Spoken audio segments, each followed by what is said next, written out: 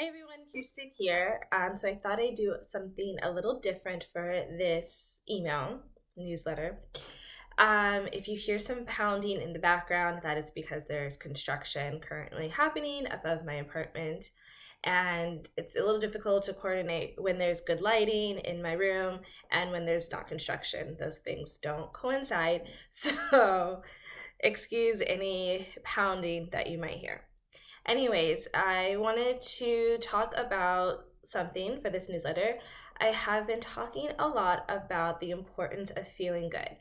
And let me just say that although I think that we should all prioritize feeling good, that does not mean that we should reject or ignore or dismiss any negative emotions. So if you are feeling sad, if you're feeling upset, if you're feeling anger, disappointment, any of those, not so happy emotions, don't ignore that.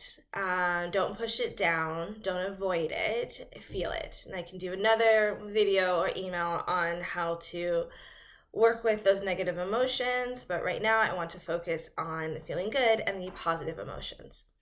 So, the reason why I think that it is so good or so important, I say, to feel good and to feel happy is just because you can move forward and you can, and as this, what was it, a podcast that I listened to yesterday, it talked about if you want to make change, it talked about habits. If you want to have positive change, if you want to have a better life, then you have to feel good. Feeling good is so important. It's especially important to feel good when you have to do things that you don't want to do. Whenever I have to pay bills, I like to put on a favorite song, so I can get energized about paying bills. Sometimes if you have to go to an event that you don't want to, I dance before I do calls sometimes to get my mood energized and to make me feel good. Because when I feel good, things just flow. I'm more creative. I just enjoy things more. So I'm going to give you 5 ways to feel good. And remember to try to do these things like before you have to go into work, maybe before a meeting. Anytime that you're nervous about something, you can do this to whatever event that you have, make sure that you feel good. Especially too, if you are thinking about moving abroad, it's a good thing. It's really important to know what makes you feel good because there are going to be times that it's going to be hard. And remember that living abroad is not a fix all for everything. So you want to make sure you have these tools in your tool belt before you make a major life change or just in general. Okay. So, number one is movement. Big surprise, right? As most of you know, I love doing yoga. I'm a dancer, I'm a yoga instructor. So, movement always makes me feel good. And remember, this movement does not have to be dramatic and flashy, and you don't have to, bring your head to touch your foot. It can just be a simple sun salutation.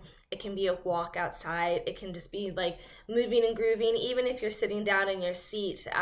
Just getting some movement into the body, however way you see fit, is a great way to feel good. You get those endorphins. Another thing is to music. Just really, everyone should have like a feel good playlist of all your favorite songs, of the things that you love to listen to, those songs that you can hear it and just instantly makes you feel good. Number 3 is scents. I love candles, I love oils, I love incense. When I smell certain scents, I just automatically feel good. And there's been research that has been done to test this theory. And also, scent is tied to your memory. So sometimes if you smell certain scents, maybe you smell something that reminds you of the beach or the ocean, it can make you feel good. So that, how many was that? Movement, scent, music, talking to someone. I know that when I talk to someone that I trust, someone close friend, it literally feels like a weight is lifted from my chest whenever I can be vulnerable with someone, whenever I can express how I feel. Then it always makes me feel good talking to someone. And number 5 is journaling. As most of you probably know, I'm really big on journaling. For a few years, I avoided journaling because I knew that it was going to stir up some emotions in me, and I didn't want to like visit or feel those emotions. But after I got over that fear, journaling is something that I'm excited to do. I love doing every day. Anytime I feel any type of emotion, I'm like, I'm going to journal about it. So those are those 5 things. Bonus is food, but be careful, not talking about chocolate. There are certain healthy foods like eggs and avocados, I believe, that help your brain to release serotonin, which is the happy hormone. So depending on the foods, making sure that they're healthy, you can eat certain foods that can also enhance your mood. Don't come at me with that later and tell me that you ate like 8 chocolate bars and didn't feel good after.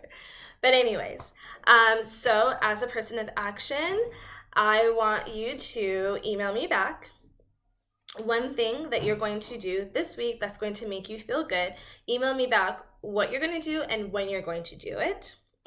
And if you are like, oh, these tips are great, but I don't really know how to get started or what to do, I am happy to coach you in any one of these areas. If you're kind of like, I really need to start feeling good, I need to prioritize myself, because it's all about mindset. So I can coach you on your mindset if you're interested. We can do like a power coaching session if you're interested, which means it's 3 months coaching, and it is the first month 60 minutes of coaching, and then we do for the next 2 months 30 minutes of coaching to help you stay accountable, to help you follow up, and to make sure that you follow through on these new plans that we have created in coaching. Okay, that's enough. I wanted to make this video short. It's kind of short. Let me know your thoughts, and I look forward to hearing from you.